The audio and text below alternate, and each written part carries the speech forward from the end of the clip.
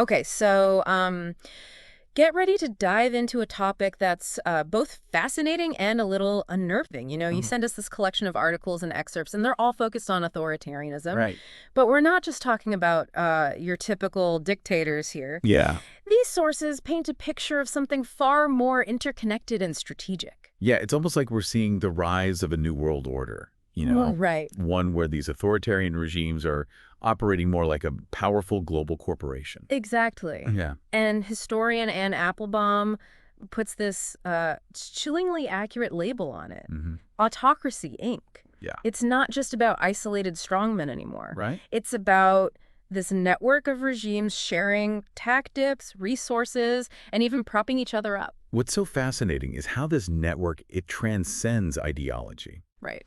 We're so used to thinking about global conflicts in terms of left versus right or democracy versus communism. Mhm. But Applebaum argues that these modern autocrats, they're driven by something far more pragmatic, self-preservation and the accumulation of power and wealth. So it's less about shared beliefs and more about a shared playbook for crushing dissent and maintaining their grip on power. Precisely. And that shared goal, that's what allows for some very unlikely alliances. Okay. Take, for instance, this recent example from the Washington Post about a top Russian security official visiting Cuba, Venezuela, and Nicaragua. Wow. Now, these countries have very different histories and political systems. Right, you've got a communist island nation, a struggling socialist state, and, well, Nicaragua's complicated. Right. But the point is they're all on this itinerary together. Exactly. And it wasn't just a casual meet and greet. This official was there to discuss strategies for suppressing color revolutions. Wow. Those popular uprisings that have toppled regimes in places like Ukraine and Georgia. Right. They're literally sharing tactics for crushing dissent. It's like a master class in repression, and they're all eager students. In a way, yes. Mhm. And it highlights this crucial point. Mhm. These regimes, this recognize that their survival depends on preventing their own people from rising up. Right. And to do that, they're not just relying on brute force anymore. They've become far more sophisticated, Mhm. using things like financial manipulation, propaganda, and even global trade as weapons. Let's unpack those. Okay. Starting with financial manipulation. You mentioned a term earlier, kleptocracy. Yes. What does that look like in practice? Essentially, kleptocracy is a system of government where the rulers use their power to enrich themselves at the expense of their citizens. Okay. We're talking about embezzlement on a grand scale, laundering money through these complex schemes and stashing billions away in offshore accounts. So it's not just about lining their own pockets, it's about draining their countries dry and making sure no one else can gain enough financial power to challenge them. Exactly. And that brings us to the second tool in their arsenal, propaganda. Okay. It's not your grandfather's propaganda anymore, though. Mhm. These regimes have gone global and digital. Right. They're using social media, troll farms, and even seemingly legitimate news outlets to spread disinformation and manipulate public opinion, not just within their own borders, but on a global scale. So it's like a constant barrage of misinformation designed to sow confusion and make it difficult to discern fact from fiction. Precisely. Yeah. And then there's the third tool, weaponizing interdependence. Okay.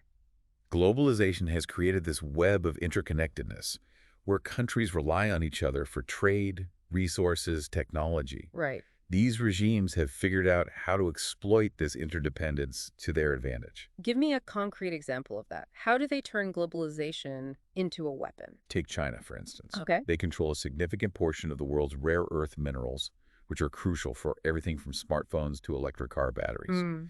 In 2010, during a territorial dispute with Japan, China used its dominance in this market to exert pressure, Wow. essentially holding these critical resources hostage to achieve its geopolitical goals. So it's a way of wielding their economic power to silence criticism and get what they want on the world stage. That's exactly right. It's a stark reminder that in this new world order, economic power can be just as potent as military might.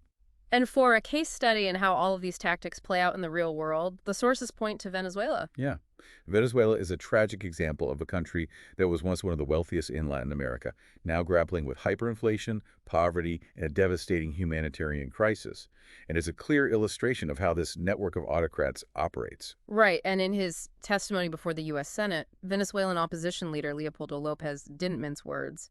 He laid out how regimes like Russia, China, Cuba, and Iran have all played a role in propping up the Maduro regime, providing financial aid, military support, support, and even helping to suppress dissent. And what's striking is that these actors represent a wide spectrum of ideologies.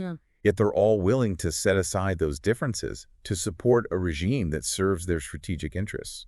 It shows just how cynical and transactional this network can be. Okay, so we've established that this network of autocratic regimes is real, that they're collaborating in ways we haven't seen before, and that the stakes are incredibly high. But I think it's important to bring this back to the listener. Why should they care? How does this impact their lives? That's the critical question, isn't it? And unfortunately, it's not just an academic concern. What happens in Venezuela or Russia or China doesn't stay confined to those borders.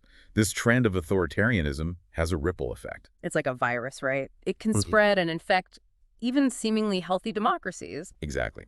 Several of these sources use a term to describe what we're seeing: democratic backsliding. It refers to the gradual erosion of democratic norms and institutions, even in countries with long-standing traditions of democracy. So even in places where we think democracy is firmly rooted, there are warning signs. But it's not just about the spread of authoritarian practices, it's also about the consequences of inaction. When democracies prioritize short-term economic gain or political expediency over their values, it sends a dangerous message. Precisely. Autocratic regimes view that hesitancy, that willingness to compromise on democratic principles, as a sign of weakness. It emboldens them. And they see it as a green light to continue their oppressive tactics, knowing that they'll face minimal pushback from the international community. Exactly. And that's why Leopoldo Lopez, in his testimony, makes such a passionate plea for democracies to stand together.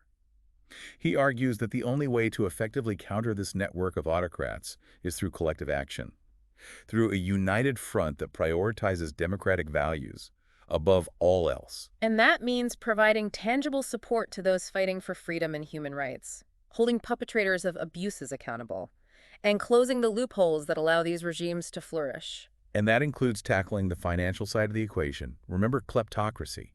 As long as these regimes have access to the global financial system, as long as they can stash their stolen wealth in shadowy offshore havens, they'll be able to weather any storm. So it's not just about condemning their actions, it's about cutting off the flow of money that allows them to operate with impunity. Absolutely. And while that requires a level of global cooperation that can feel elusive at times, the sources do highlight some encouraging developments. Like what? Give me a glimmer of hope here. Well, we're seeing increased scrutiny of financial transactions, greater pressure on banks and financial institutions that facilitate money laundering, and a growing recognition among democratic governments that this is a problem they can no longer afford to ignore. So there's a growing awareness that we're all in this together, that the fight against authoritarianism is a global one that requires a global response. Exactly.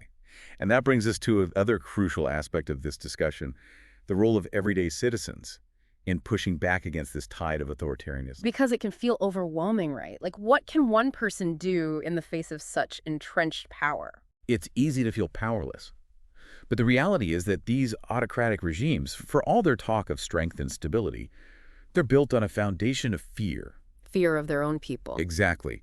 They understand, perhaps better than anyone, that their power is ultimately derived from the consent, even if coerced, of the governed. And that's where the power of everyday citizens comes in. So are you saying that the most effective way to fight back against these regimes is by supporting those who are resisting them from within? Precisely. Think about it. These autocrats control the military, the media, the financial institutions. They've rigged the system in their favor. But what they can't control is the spirit of their people, the yearning for freedom and democracy that persists even in the darkest of times. And we see examples of that spirit in the sources you shared. The protests in Iran, the fight for democracy in Hong Kong, the brave individuals in Russia who risk their lives to speak out against the Kremlin. These are not isolated incidents. They're part of a much larger tapestry of resistance. And what's so inspiring about these movements is that they're driven by ordinary people from all walks of life. They understand that change rarely comes from the top down in these systems. It comes from the countless acts of courage, both big and small, of those who refuse to be silenced. It's about raising awareness, organizing, speaking truth to power, all of the things that authoritarian regimes fear the most. But how can we as outsiders support these efforts without interfering in the internal affairs of other countries? That's a delicate balance, to be sure. But there are ways to provide meaningful support. Amplifying the voices of dissent, shining a light on human rights abuses, and holding these regimes accountable on the international stage. These are all ways to exert pressure and demonstrate solidarity. And on a more practical level, there's the issue of financial support. Many of these movements rely on donations to fund their operations, and even small contributions can make a big difference. Absolutely. And then there's the work that needs to be done within our own democracies, Hmm. strengthening our institutions, safeguarding our elections, and pushing back against the erosion of democratic norms. These are not just domestic concerns, they are vital to the global fight against authoritarianism. Because if we allow our own democracies to weaken, then we become complicit in the rise of autocracy around the world. Precisely. The fight against authoritarianism is a fight for the future of humanity. It's a fight for a world where human rights are respected, when the rule of law prevails, and where every individual has the opportunity to reach their full potential. So, where does that leave us? We've covered a lot of ground in this deep dive. From the chilling rise of Autocracy Inc. to the glimmers of hope offered by resistance movements around the world. And if there's one key takeaway from all of this, it's that we cannot afford to be bystanders. This is a fight that demands our attention, our energy, and our unwavering commitment to democratic values. Well said. And on that note, we'll leave you with this final thought.